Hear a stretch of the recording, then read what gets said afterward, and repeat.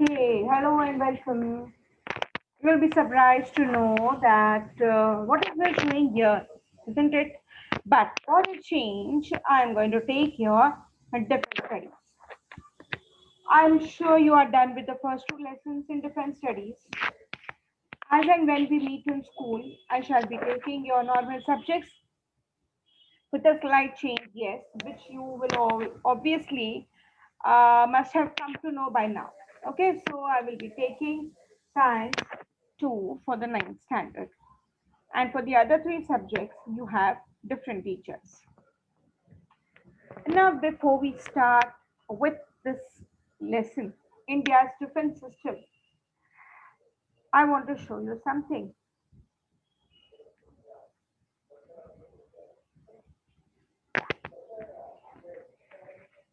Isn't it? What is this? Yes, aircraft. Correct?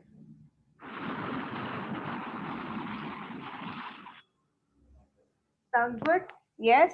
I know all boys, they love such kind of sounds, especially the sound of the bullets, firing of the bullets, etc., etc. Isn't it interesting? Okay, moving over to the lesson. First and foremost, so we must know what is the motto of our Indian military. What is the tagline? Okay, it is service before self.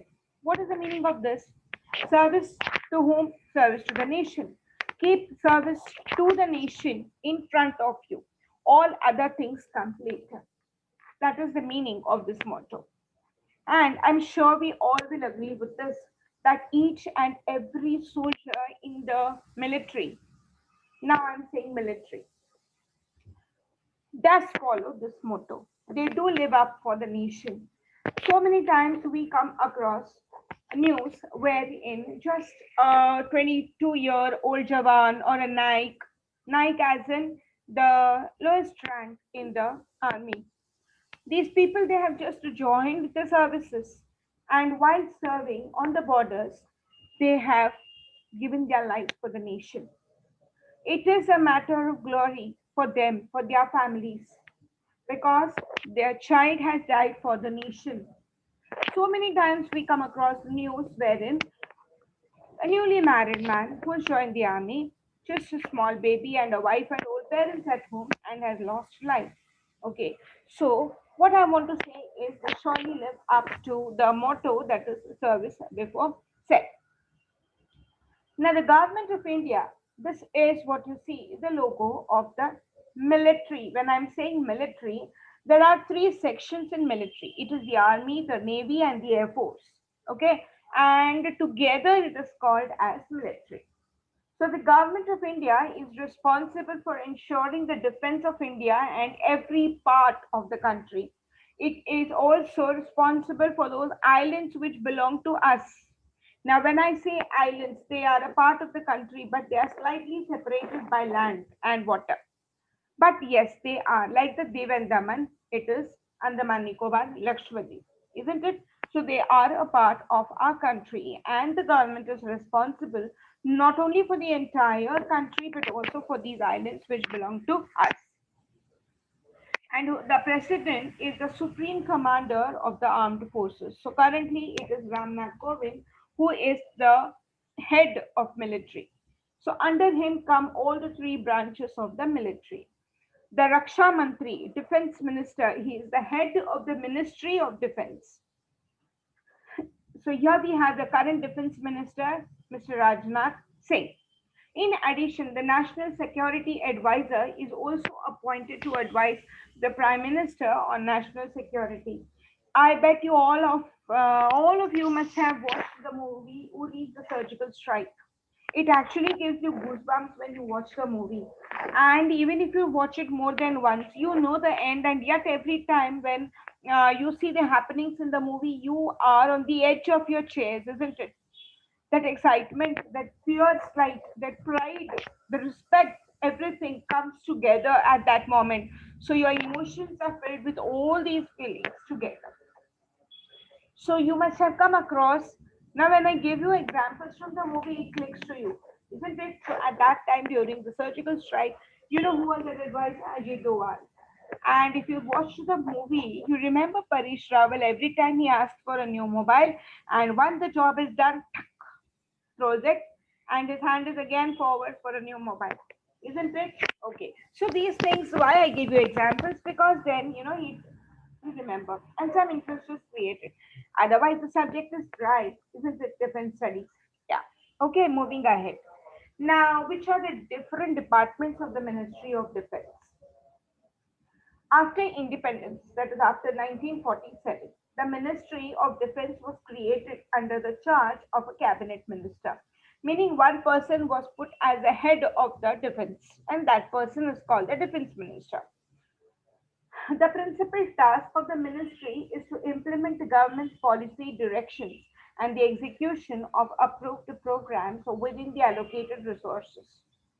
Now, whatever resources are provided, but whatever is the budget for that particular section, under that, the minister has to see that all the policies have to be followed. Okay, all the programs have to be carried out in those resources. Now, the various departments of the ministry are: first is the Department of Defense.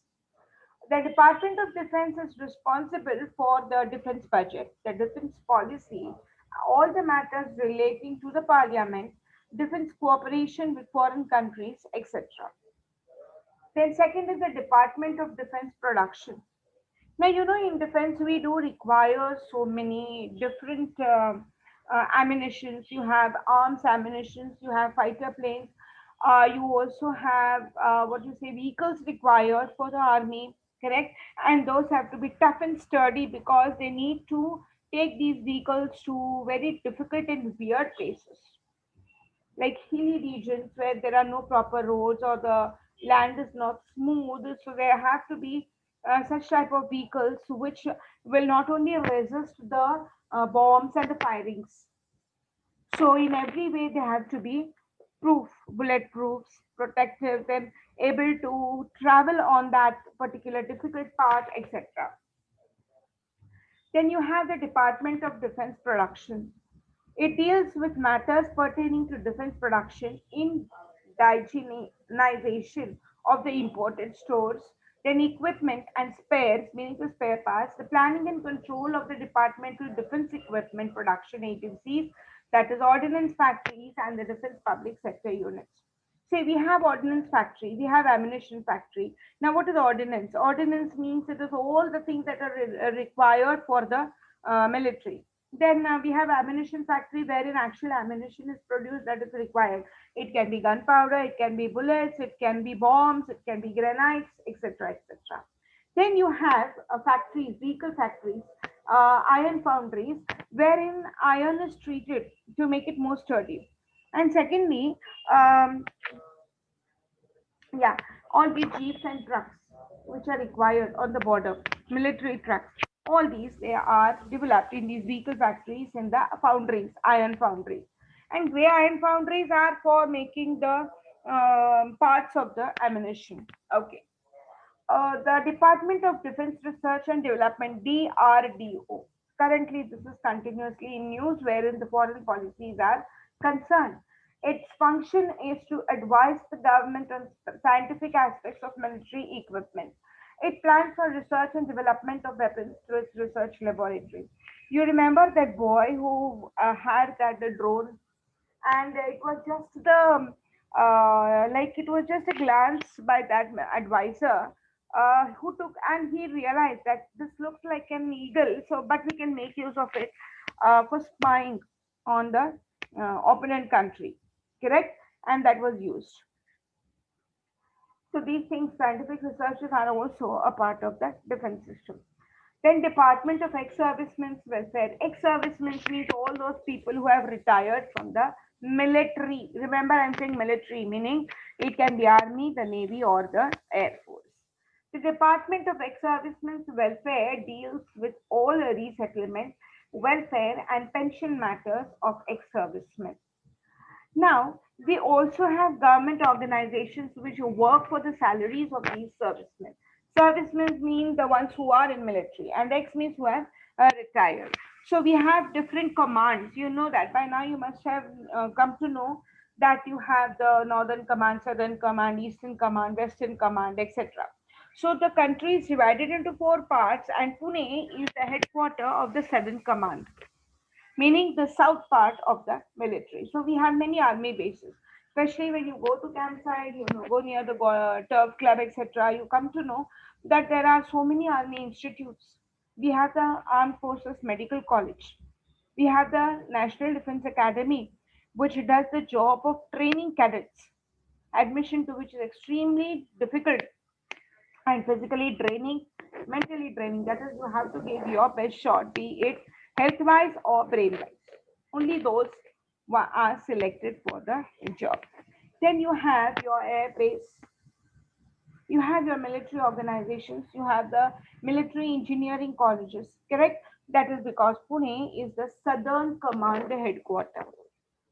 You have government organizations or offices, which is called the Controller of Defense Accounts. And what does this section do? It deals with the salaries and all the other, what you say, perks and emoluments of the people who, of the servicemen, in one word. Okay. And again, here there are two sections. One is that which deals with the salaries of the officers. So it is called Controller of Defense Accounts Officers. CDA into bracket O, meaning officers, and the other is Controller of Defense Accounts. So that can be of the general servicemen. Then you have service headquarters and inter-service organizations. The Ministry of Defense is assisted by three service headquarters and a number of inter-service organizations. The three service headquarters, that is the Army headquarters, the Naval headquarters, and the Air headquarters, they function under the Chief of the Army Staff, that is COAS, the Chief of the Naval Staff, CNS, and the Chief of the Air Staff, CAS. Now, the armed forces, they comprise three armed services under the Ministry of Defense. When you say military, it is Army, Navy, Air. The primary role of the armed services is to protect the sovereignty of the nation from external aggression. However, when called upon, they can also assist the government to face any natural disaster or internal security threat, strife, or unrest. Basically, it is the important role of the army or the armed forces to protect the nation from the border, foreign invasion, attacks by foreign countries, etc. That can be through air, water, or land. Okay.